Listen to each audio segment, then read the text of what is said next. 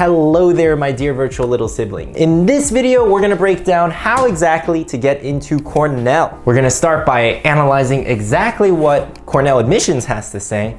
Then we'll go on to explain the different schools like Dyson and Brooks, which collectively make up the biggest Ivy League college of them all. To begin, let's take a peek at the information on Cornell's admissions site in a section appropriately titled, "What is Cornell looking for?" What the admissions team is looking for beyond the numbers is intellectual potential, strength of character, and love of learning. They want to know about each student's ability, achievements, motivation, leadership, diligence, and integrity, their sense of fairness and compassion. Now, I've analyzed a dozen other schools' websites and mission statements, and no other school emphasizes character as much as Cornell. In fact, they said character, integrity, and fairness, which are all pretty much synonyms. So it's going to be crucial in your application, either in your Common App or main Cornell supplemental essay, to write about a time that you stood up for someone or something. But that's not all. You're gonna want to blend this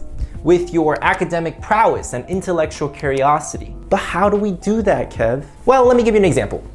One of the students we worked with, let's just call her E for now, got in by taking a pretty controversial topic we've all heard a lot about, eating meat, and mentioning it rather briefly in her Common App essay. It was just one paragraph where she discussed how after adopting an adorable French bulldog, she was moved to write an essay about the inhumane torture and consumption of other animals. Then she rehashed this topic by really showing off and flexing her intellectual muscles by discussing this hardcore philosophy research that she'd been working on about the question of whether animals have souls. And if so, how could we prove this? What were the implications? Finally, E connected all of this to the philosophy major at her specific school of choice at Cornell, which in her case was the Cornell College of Arts and Sciences. You see, my friends, Cornell, more so than any of the other colleges, really wants you to have a crystal clear idea of what exactly you want to study,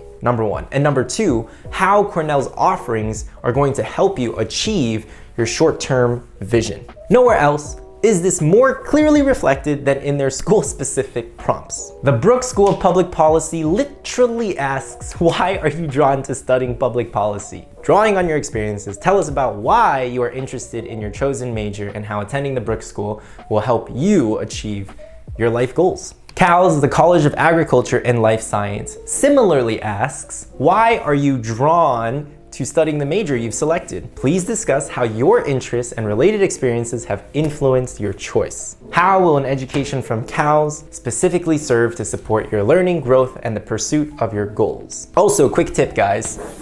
Based on our research and interviews with Cornell students and alums, we've learned that Cornell, generally speaking, has a pretty pre-professional vibe. That's why we advise talking about your dream career or even jobs and internships you've previously worked in this school-specific essay.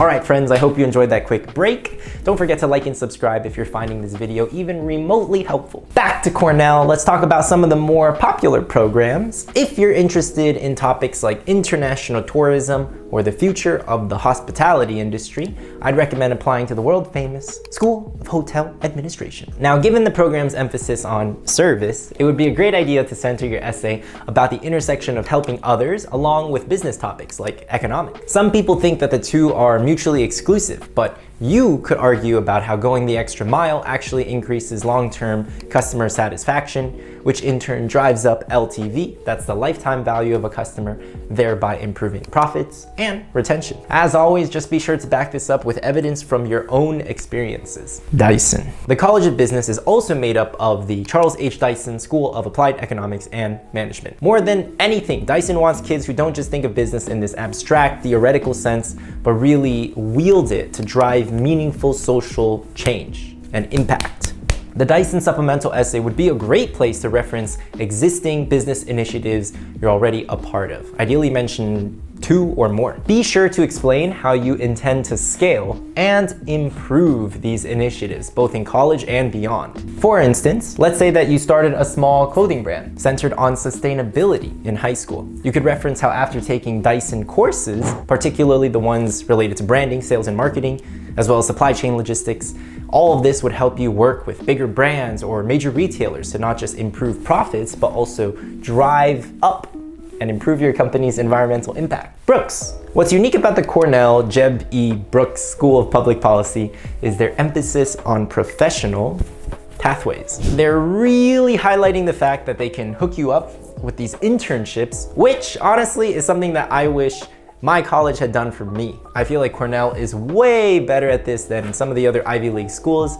That, I guess you could say, is kind of the plus side of going to a pre-professional school, and a pretty large one at that. Anyways, if you want to get into Brooks, I would highlight your previous professional experience, since saying that you've done it in the past and enjoyed it is a really, really good indicator that you're going to love what Brooks has to offer too. Or if you don't have anything like that, just talk about other policy work you've done, either formally or informally. Maybe you're studying how technology can restructure welfare policy to reach undocumented folks, or you want to use demographic data to track the decline of democracy worldwide. Just be sure to get as specific as possible. Your essay must be unique to you. Now, the College of Engineering at Cornell, the biggest in the Ivy League, wants students who can innovate, not just for the sake of innovation, but to challenge the status quo. This, my friends, is your chance to be radical. Think 0 to 1, not 1 to 2. Allow me to explain. Cornell doesn't want incremental thinkers, but students who can really imagine and visualize technology's power to disrupt. To give you an idea of what I mean, I wouldn't write about iterative improvements like making light bulbs or batteries just slightly more efficient, but rather truly transformative emerging technologies, like self-driving shuttles to Mars, or environmental engineering tools that could help us terraform Earth to combat climate change. Just make sure to back up these grand visions with stuff that you've already done in high school, or at the very least, stuff that you've read about, heard about, which other folks are working on. Like, take a look at what Cornell undergraduate and graduate students themselves are working on. Quantum computing, spintronics, like mind-blowing stuff, guys. Cornell is really, really famous for promoting this sort of interdisciplinary study. And although every college and their second cousin says that, the advantage here is that you can take multiple courses at multiple schools. So if you decide to apply to Cal's, then get in. You can definitely study the economics of food at Dyson, as well as nutrition public policy at Brooks. And note that applying to some of the less popular schools like the School of Industrial and Labor Relations or College of Human Ecology may actually improve your chances of getting in, since fewer kids apply there, so there's not as much competition. And hey, at the end of the day, what matters is that it says Cornell on your diploma, right? Important final warning. Applications at Cornell or to Cornell are read and reviewed by the committees from the specific school that you're applying to. Knowing the specific details about each of these schools is arguably the most important factor that will affect whether you get in or not. As you craft your application, I really recommend spending at least 3 hours studying the school's specific website. Reference professors you want to do research with. Mention particular courses and programs that will aid you in your quest to achieve your life's dream.